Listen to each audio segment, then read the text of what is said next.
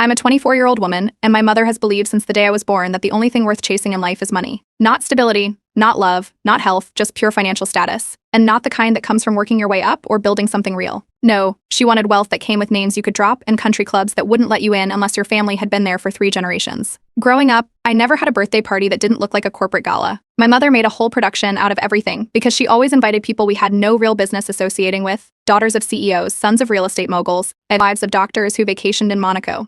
She'd rent luxury cars just to park them outside our house. Our actual car was a beat-up sedan she made my father drive around the block and hide whenever people came over. When I was 17, I had my first real boyfriend. His name was Marco, and he wanted to be a chef. He was sweet, thoughtful, and saved up for months just to take me out for sushi on our 6-month anniversary. When my mother found out he lived in a 2-bedroom apartment with his family and his dad drove a city bus, she went ballistic. She told me I could either end the relationship or stop being her daughter. I cried for 3 days before I finally did it. I didn't even tell Marco the real reason, I just ghosted him. After that, I stopped telling her about anyone. Not that there was much to tell. She spent the next few years building a fantasy around me. She would casually tell her friends I was seeing someone in finance or dating the son of a tech CEO. I was single the whole time. But every lie gave her another excuse to hold her head a little higher in her social circles. The real blow came when I turned 21. I thought she'd ease off as I got older, but instead, she gave me an ultimatum. She told me she'd made peace with not having a rich husband herself, but that it was my job to correct the mistake. I had 2 choices: marry someone earning 6 figures or leave her house. No wiggle room. No discussion. At that point, I didn't even have access to my own savings.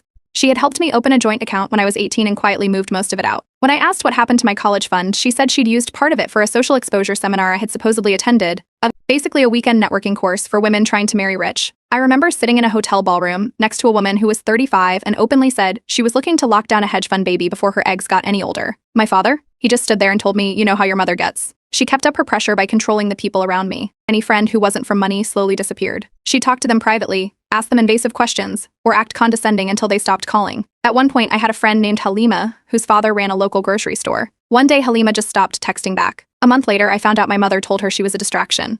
By 22, she started parading men into our living room like we were hosting open house interviews. She'd host these casual dinners with her friends and their sons, guys I had zero connection with, most of them clearly there under pressure from their mothers too. One of them asked me how much I weighed before dessert was even served. Despite it all, I tried to build something for myself. I got an internship and eventually a job at a small startup doing marketing. It wasn't glamorous, but I loved the energy, the freedom. 1 week before I was going to go full-time, the CEO pulled me aside and asked if I was serious about staying. Apparently, my mother had called him directly and said I was just experimenting with the workforce before marriage. At 23, I met Dorian. He was the kind of person who didn't pretend to be anything. He was working on a graphic novel and did freelance art to pay the bills. He lived in a small studio, rode a bike, and got genuinely excited about secondhand bookstores. I kept him a secret for 6 months. I couldn't risk her finding out. Of course she did. She started tracking my phone without telling me. One evening, she showed up unannounced at Dorian's place and acted like she had just caught me